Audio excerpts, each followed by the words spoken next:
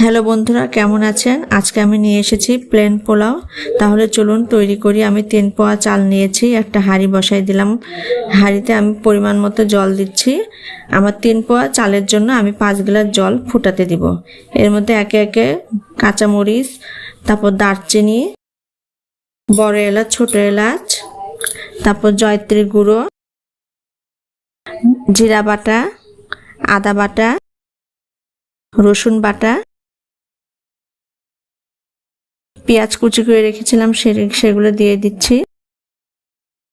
এবার কিশমিশ, বাদাম, এরপর দিচ্ছি সয়াবিন তেল, এরপর দিলাম তেজপাতা। এবার জল ফোটা পর্যন্ত অপেক্ষা করব। স্বাদ মতো লবণ, এদিকে দিচ্ছি লং এবং কয়েকটা গোলমরিচ। আমার জল প্রায় গরম হয়ে গেছে।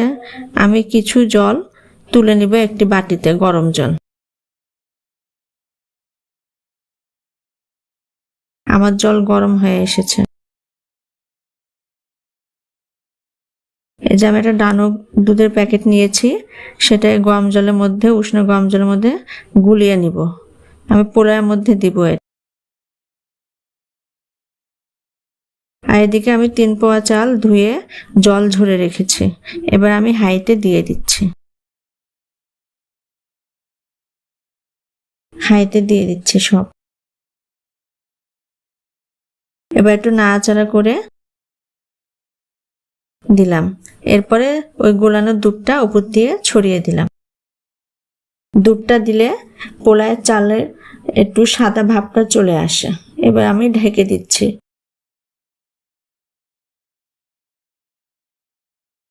দশ মিনিট পর আমি দেখতে পাচ্ছি আমার পোলাওয়ের চালটা সুন্দর ফুটছে। এরপর একটু হালকা করে আমি নেড়ে চেড়ে স্লো মিডিয়ামে রেখেছি চুলা।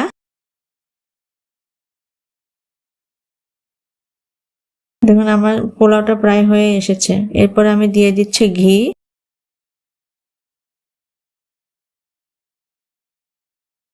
পেঁয়াজ বেরেস্তা করে রেখেছিলাম সেগুলো দিয়ে দিচ্ছি। তারপর দিচ্ছি 1 চামচ গোলাপ জল।